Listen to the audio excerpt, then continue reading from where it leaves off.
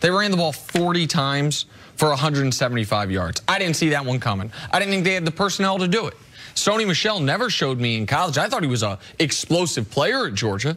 I didn't think you could hand him the ball 25 times. Yeah, they used to go to Chubb, run Chubb, and throw the ball to Sony Michel. Absolutely. And when the Patriots drafted him, the rare first-round pick on a running back by them, I thought, okay, this is Dion Lewis, a better version of what they hope to be in Dion Lewis. They lost him, a guy who can catch the ball out of the backfield and run the ball sometimes. To run it 25 times with him, that was extraordinary. Defensively, I was really worried about the Patriots' lack of speed against the Dolphins' explosive players. Stills, Wilson, Devontae Parker, Jakeem Grant, like all those guys. And they shut them down entirely. They made Ryan Tannehill look like he looks every time he goes in that building, which is terrible.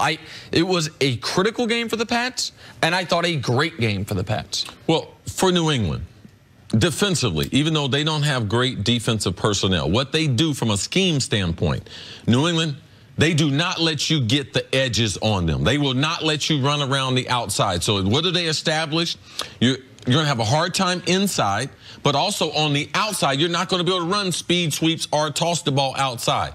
Miami wanted to get into a hurry-up offense in conversating with Adam Gase. The problem is they needed a first down. And they like to get a first down, then they go no huddle.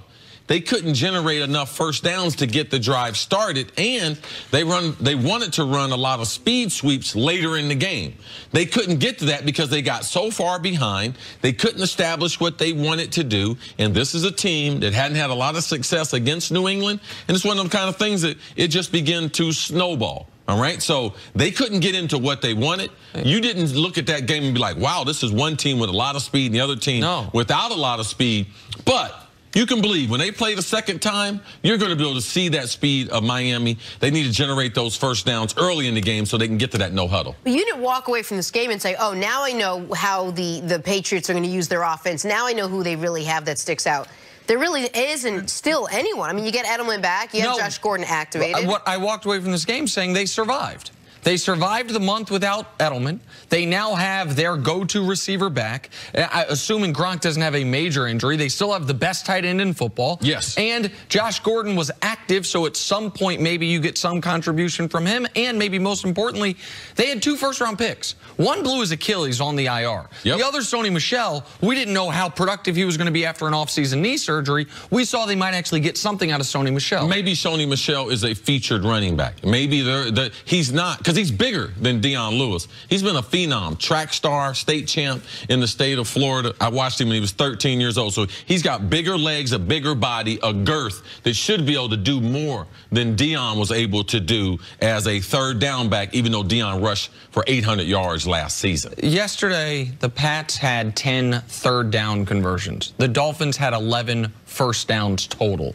Like, it's going to be that lopsided. Rarely do you see a game that lopsided that the turnover battle's even. Like, usually when a game's 38-0 at one point, it's because one team just keeps turning the ball over. Right. That's not what happened. The Patriots just throttled them from start to finish. All right, much more to discuss this week, but that's it for now. We are back here tomorrow morning at 6:30 Eastern. Stay right here. Undisputed starts right now. Have a good one, everyone.